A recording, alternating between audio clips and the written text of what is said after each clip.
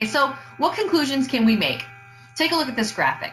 There's a common denominator in all of these diets. This is another dietitian who put this together. I was impressed. I thought it was really brilliant the way that she captured how these popular diets work. Whether it's a ketogenic diet or any of these other low carb, they take something away. The paleo diet too, right? You take away entire food groups, or you're not allowed to eat certain foods. Well, you automatically cut calories. With intermittent fasting, well, you only have certain time to eat, so you cut calories. With intuitive eating, you cut down binge eating and overeating. Well, that cuts calories.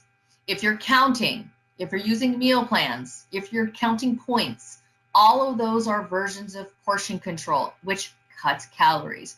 So the common denominator to all of these is they reduce calories, and if they establish a calorie deficit, they all result in weight loss.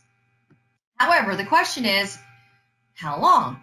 Because what I found is most people, they follow this diet cycle, right? They start a diet, they restrict something, they feel deprived, they crave, they give in, they feel guilty, and then they go off the diet.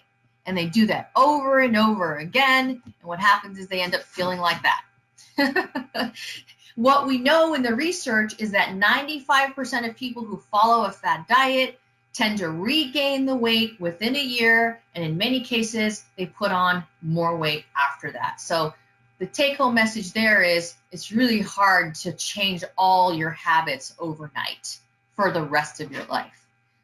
So what is the best diet? I promised you that I would answer that question. The best weight loss diet is, well, it's the one that A, puts you in a calorie deficit, and the one you can stick to.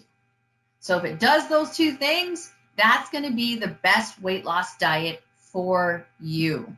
However, adherence is the key factor that determines your long-term success. Can you sustain these eating habits long-term, right?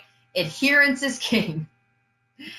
And what we know is that adherence by diet type is pretty similar. So if you look at this study, analyzing the Atkins and the Zone, variations of low-carb diets, Weight Watchers, which is portion control, Ornish, which is high-carb, low-fat, they all had similar adherence rate. It decreases over time. People have a hard time sticking to these eating patterns. And that's because temporary strategies lead to temporary results, right?